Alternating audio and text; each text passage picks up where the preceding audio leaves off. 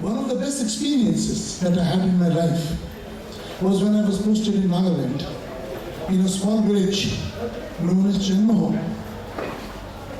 which was near the Indo-Myanmar border.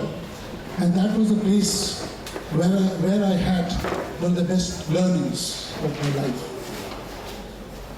And this not only made an impact on the society, but also the people, but also on at the state and also at the national level. Nagaland is the landlocked state which has got its borders with Arunachal, with Manipur, Tripura, and it has also got borders with Myanmar. Right from the very beginning, in 1947, when India got independence, at that time, the Nagaland people said that they also want independence and they wanted to opt out. There are a large number of tribes which reside in these areas. This area is also very, very important because in 1947, when India got independence, the last of the wars that was fought, that was in Kohima, the Second World War. And the most decisive battle, where the battle took a turn and the Allies were able to get over as far as the victory started, was in Kohima. And there's a very famous sanctuary that we have out here.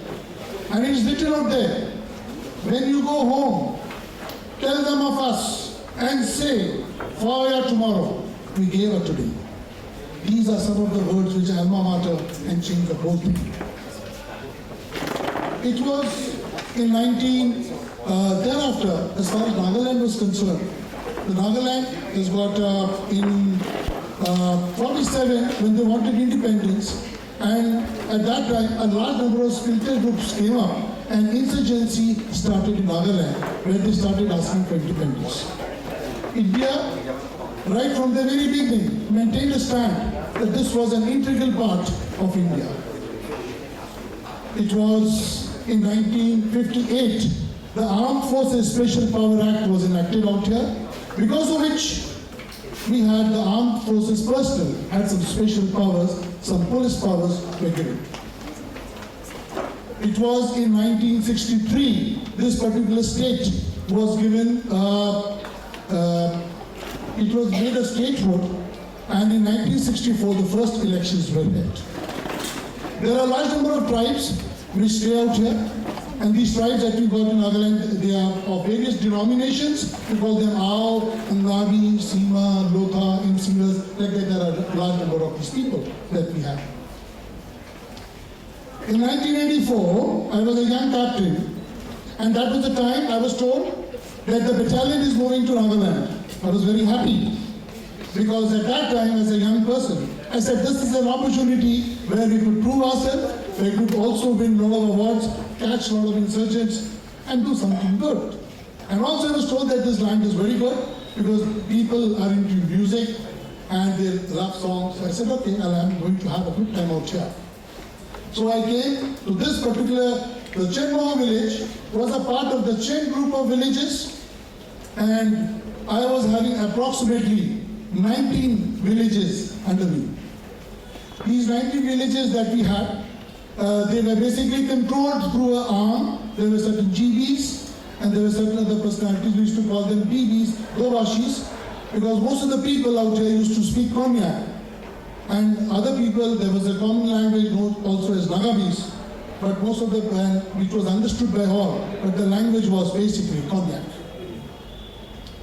I went to this particular village, which was on top of a hilltop. I spoke to the people, and the very first day, when I interacted, I found that the people were very much afraid of me. I found there was a gap, they were not ready to talk to me, they were not ready to intermingle with me. I got them to my post and I said, okay, I'm not going to show them as apprehended, I'm going to show them as surrender. When you show an insurgent as a surrender, you do not get much cognizance for it, you don't even get an award.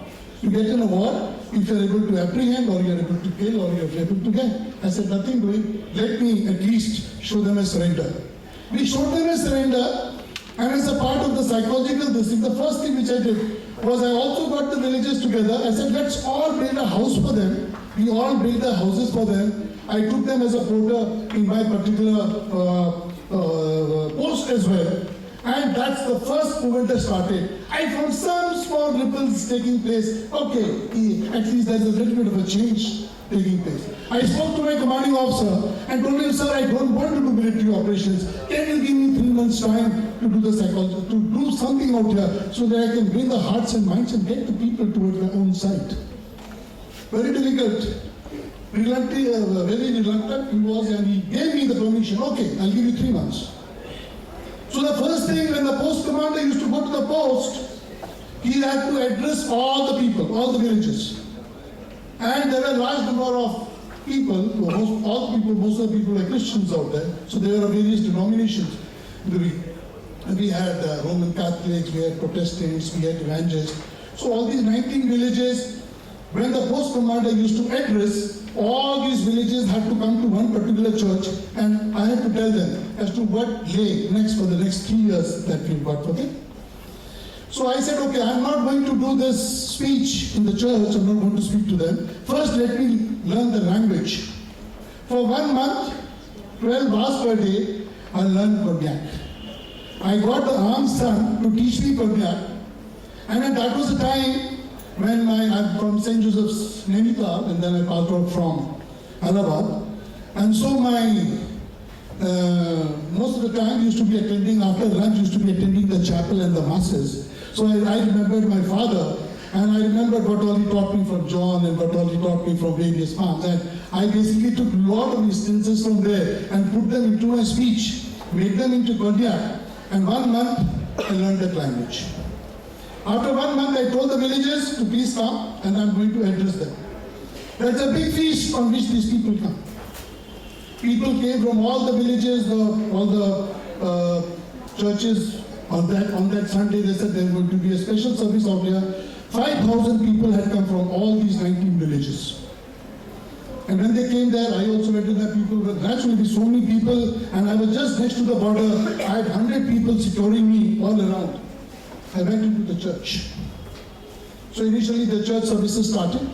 They had the introductions were there, the hymns started. And thereafter, I was told to come and address the people. So naturally when I came on the stage, the pastor also got the Govashi, the translator. I said, I don't require. So there was a little bit of a giggle.